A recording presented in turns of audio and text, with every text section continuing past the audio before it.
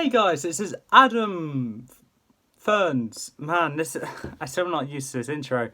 Yeah, hey guys, this is Adam Ferns. Hey guys, Adam Ferns here. I need to think of a new intro. I will think of one eventually. But as of now, hey guys, it's Adam. From Adam Ferns. Yes. Basically I'm bringing you a new video. And as much as I said, I think I said the next one will be Battle of the Beasts, I actually didn't want to do that. I didn't feel like doing Battle of the Beasts today. I hope I will do it again eventually. But I am actually doing a Pokemon related video, and if you know me well, you know I am obsessed with Pokemon.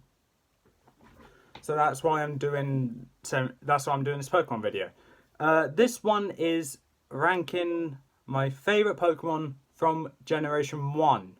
So that'll be Pokemon now introduced in Red, Blue and Yellow. Any one of the 151 Pokemon. Original, anyway. This is completely my opinion. It will be a top 10 with 3 honourable mentions. And unlike my other top 10s on Pokemon, I will not be explaining why my honourable mentions are where they are. I'm not going to be giving an order to them. I'm just saying them in the order I wrote them down. And moving on to the top 10, that's it. This is my opinion, as I said, so your opinion most likely will be different to mine. And if it is, please give me your top 10, top 5, even top 3 down in the comments below. I will read it. I now get notifications for when I get comments, and I don't need to go to another channel just to find them. But here we are. And now let's get right into this. So the honourable mentions will go to Starmie, Blastoise and Nidoking. No reason apart from I like all 3 of them and I use them quite frequently. Moving on, we got 10th place being Arcanine. Arcanine is literally in its Pokédex description, the legendary Pokemon. Fun fact about Arcanine, it was going to be the Fire-type legendary replacing Moltres. Then Moltres got introduced and then it just got a regular Pokemon spot. But it didn't change the Pokédex description, meaning to everyone, to me, it's a legendary Pokemon. But I still use it in a non-legendary battle because it technically isn't a legendary. Its stats are legendary though, so okay. And I like its move diversity. Like, you can give it a bunch of moves that can always be different, and its ability, Intimidate, is probably a very useful ability and probably the most useful ability that I have, apart from Speed Boost, Moxie, and I believe I'm missing another one, Levitate. Levitate actually saved me in the battle earlier today, actually.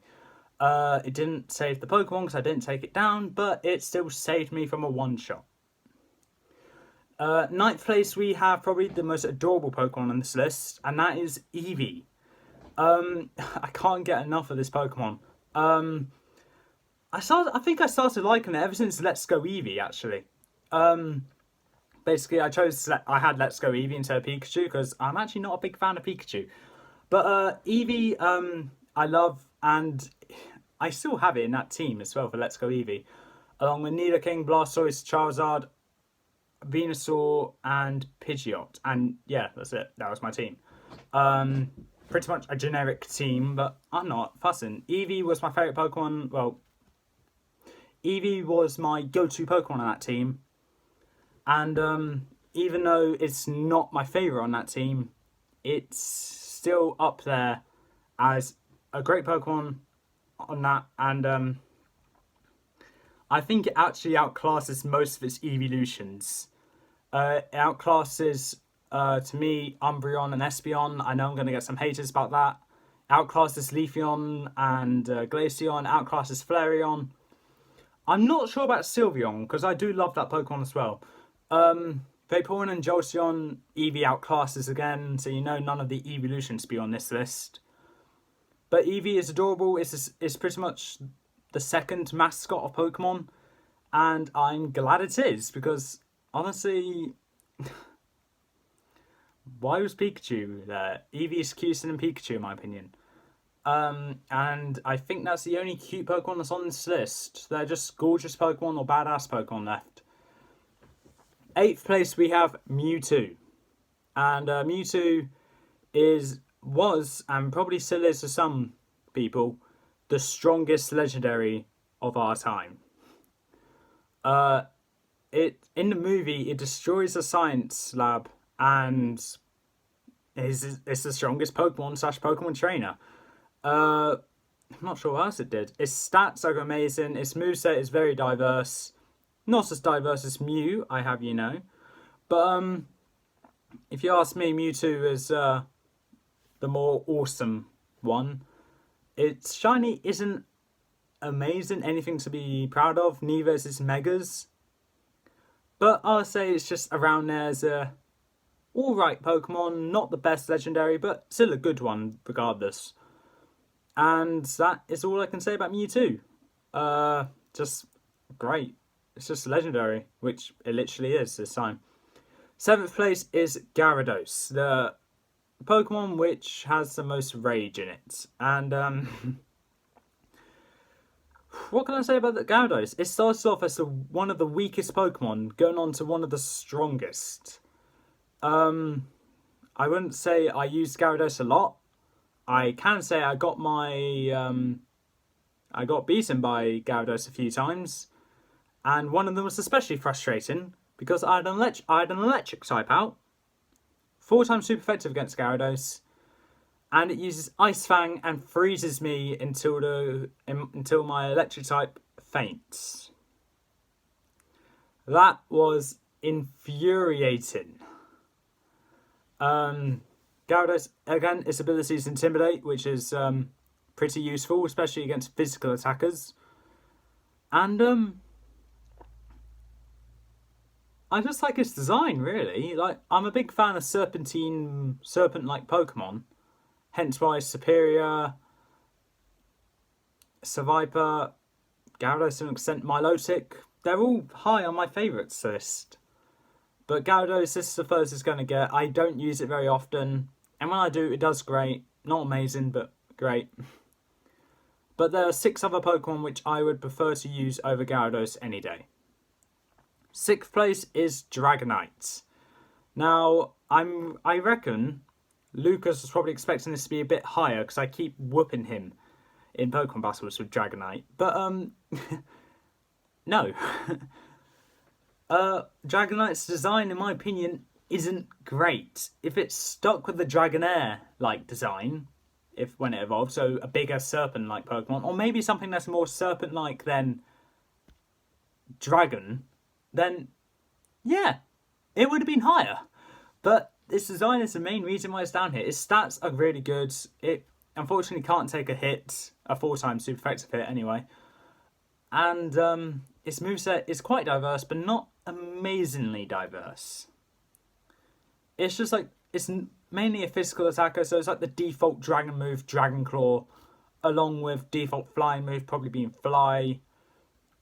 That gives you spaces for 2 more moves, and to me, it'll be Fire Punch to take care of the ice types, and something to deal with the Fairy type, which would be a Poison or Steel type move, but I don't know if it can learn any of those moves. So I just give it Waterfall for a chance to flinch. That's pretty much it. When you go against Fairy types with a Dragonite, you are going to have a tough time. Dragon types against Dragonite, easy, Dragon Claw. Ice types, Fire Punch. Fairy types, you got a problem. Rock will be Waterfall. I can't remember what other types this week too. Not electric because Dragon resists it. But if you do, good luck. I'm trying to think of what would Fly be good for against?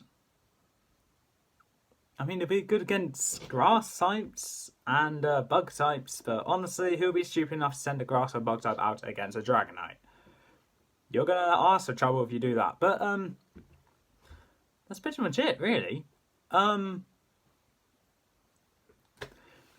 Let's just say I had great experiences with Dragonite.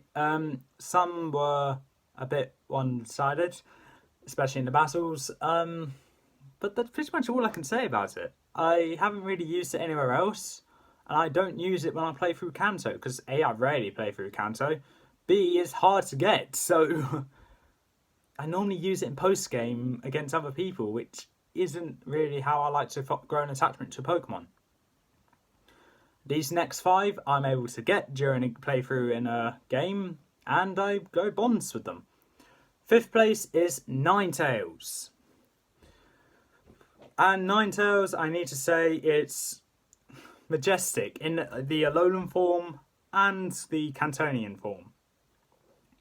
If I'm to say which form is better, I need to give it to the Cantonian one. A, because I love the fairy type.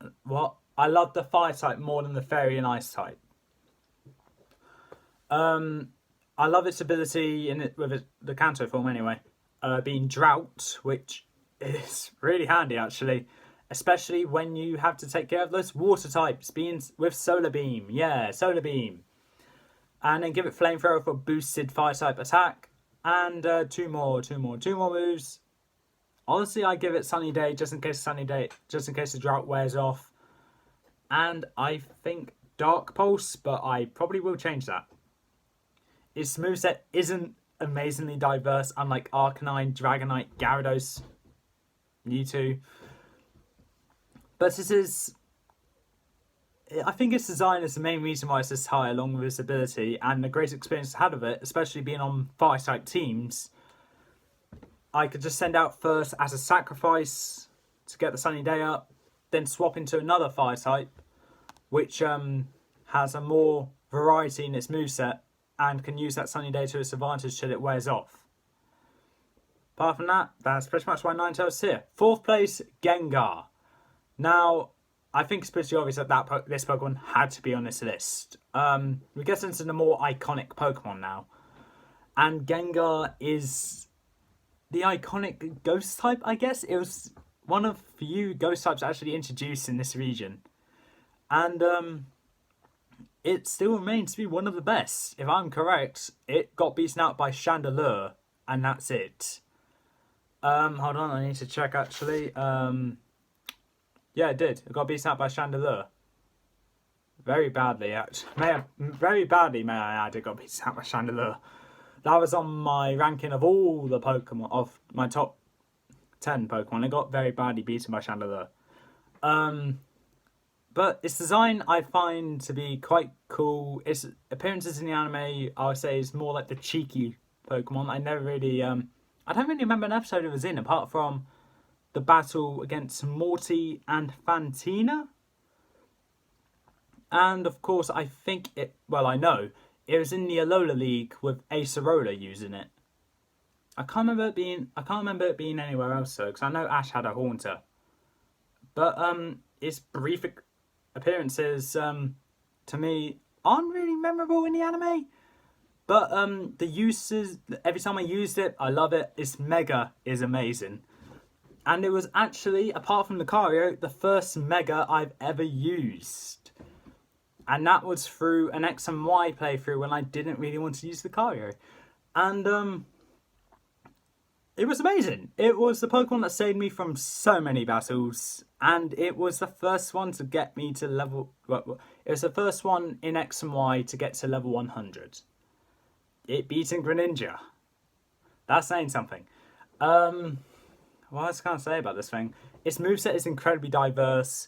Before Gen 7, its ability was amazing, before Mega as well.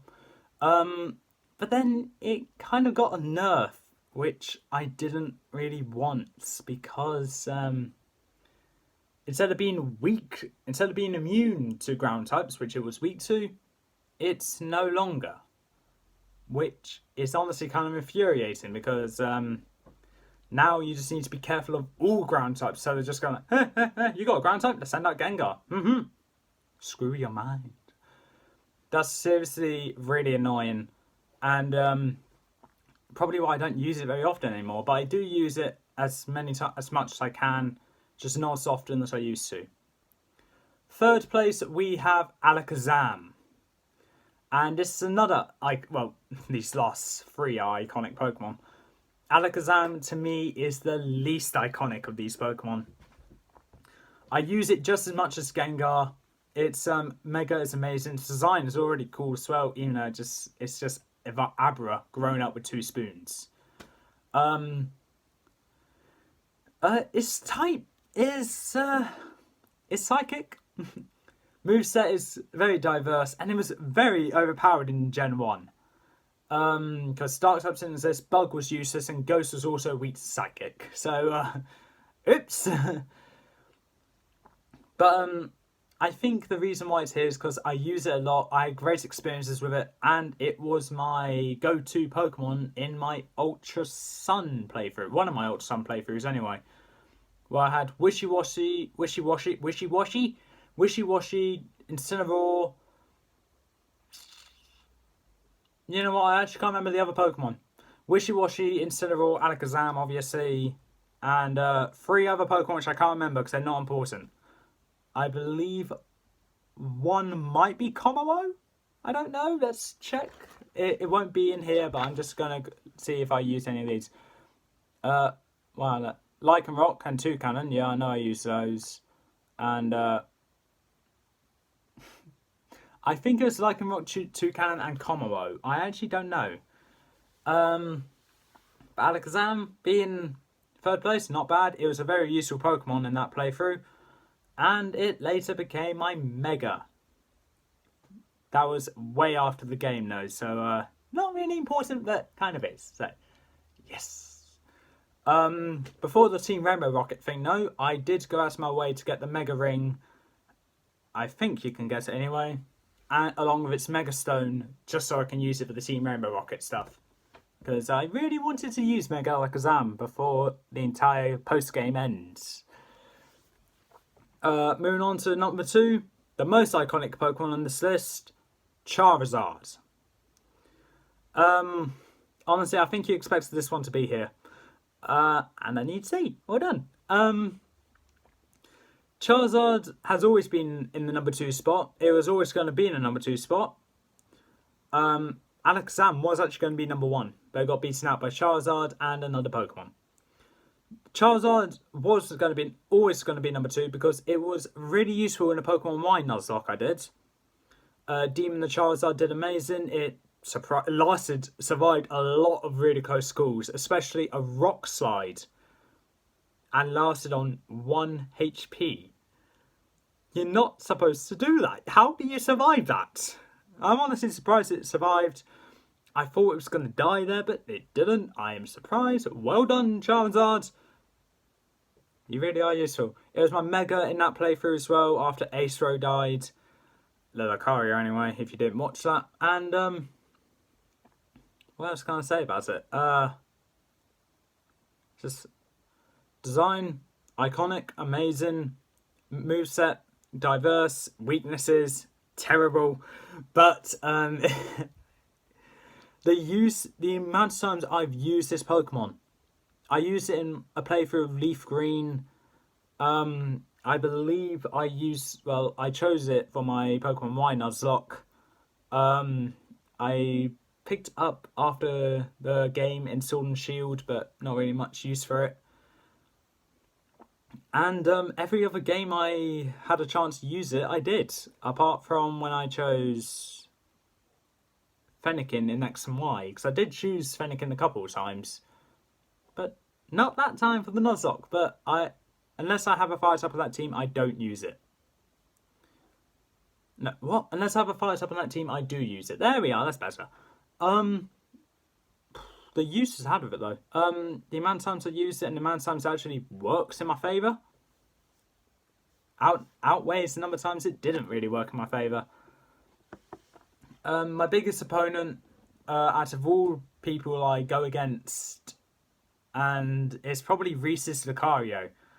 And let's just say I may have accidentally gave him a very broken moveset for that Lucario. And I'm actually scared to go against this Lucario every time I go against him.